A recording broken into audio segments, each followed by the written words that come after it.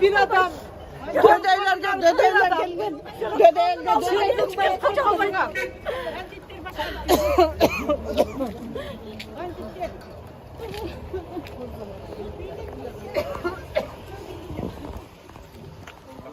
Banditlerin birliği. Banditlerin birliği. Uyanmaysınlar be. Uyanmaysınlar be. Uyanmayın bana bu. Tabii çakar. Ne diyecek banditler?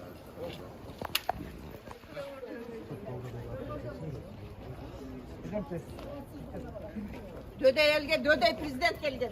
Döde elge. Bak bak bak. Kuday vursun, bağrına kuday vurup geçsin. Kuday vursun bugün tünden başlar. Vurup geçsin kuday onu vursun. Тандоо боюнча соттук отурум болду.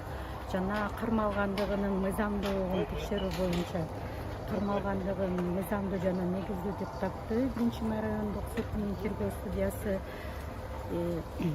кармоодогу болгон мыйзамдык бузууларга башкы прокуратурага кат жиберилет деп тергөө судьясы өзүнүн токтомунда көрсөткөн. Экинчи өтүнүч бөгөт коюу чарасын камак түрүн 24 октябрь 2023 жылга чейин тандоо жөнүндө болгон тергөөчүнүкү. Ал боюнча дагы канааттандырылды. Камак түрүндөгү бөгөт коюу чарасы тандалды. Кайсы ишкен? Адахан Кимсанбаевич Мадумаров. Жок, ага кайсы Баткендеги окуя боюнчабы, кайсы? Бул иштин жагдайларын мен айтып бере албайм. Биз о неразглашении подписка бердик, да. Беренеси мамлекеттик госизмена. Вот он сказал, что по Баткену. Это связано с Баткеном? Иштин жагдайы боюнча азырынча биз комментарий бере албайбыз. Подписка бердик бүгүн. А вы будете обжаловать? Да, апелляциялык даттаны беребиз обязательно. Бишкек шаардык сотуна 5 сутканын ичинде. Хорошо.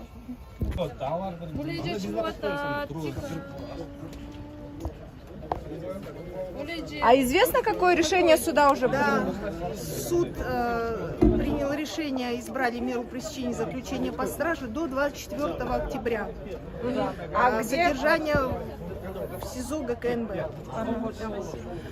Конечно, еще окончательно все в понедельник адвокаты будут обжаловать решение. Но не знаю, что происходит вообще-то.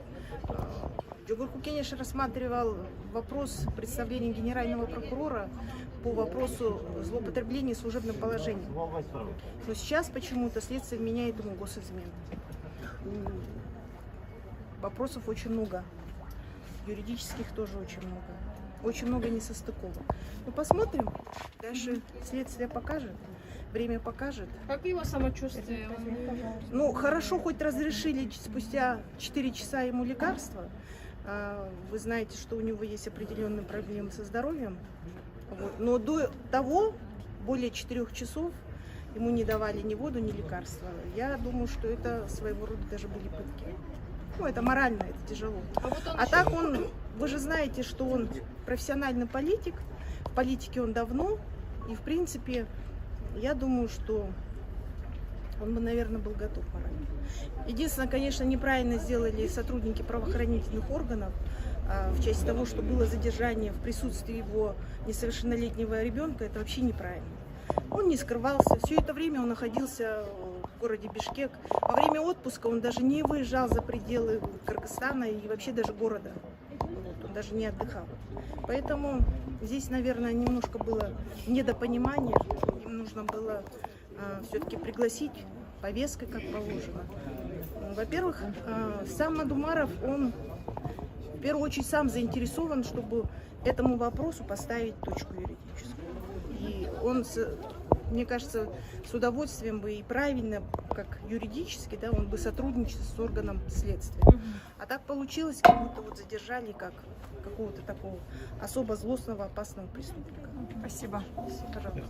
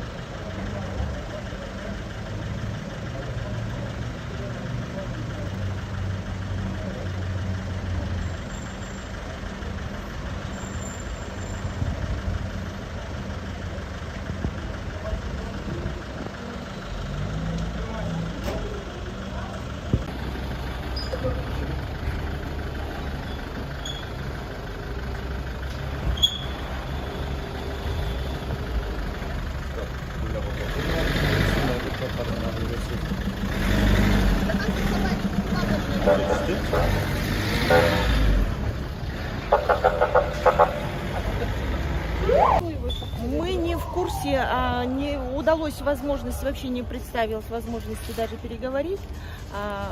Адвокат ему предоставлен государственный, поэтому даже своего адвоката еще не предоставили. Из руководства никого нет МВД, какую-либо информацию получить мы тоже не смогли. Поэтому сейчас его, я так поняла, везут в Первомайский суд для избрания меры пресечения. Я думаю, там уже будет, может, Вам картина. удалось с ним поговорить? Нет, нет. Не дали, да? Да, не предоставили такую возможность, к Сейчас сожалению. они суд. Да, ну, наверное, сверх какое-то секретное дело. Я не в курсе.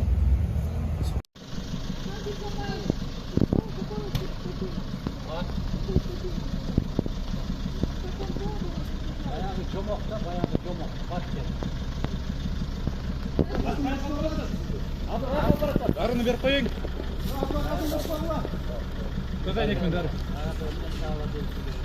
Беріп жердің пакеттің ішінде. Алда пакет. Пакетті беріп қойың, пакетті. Алда пакет. Пакет, дай пакет, брат.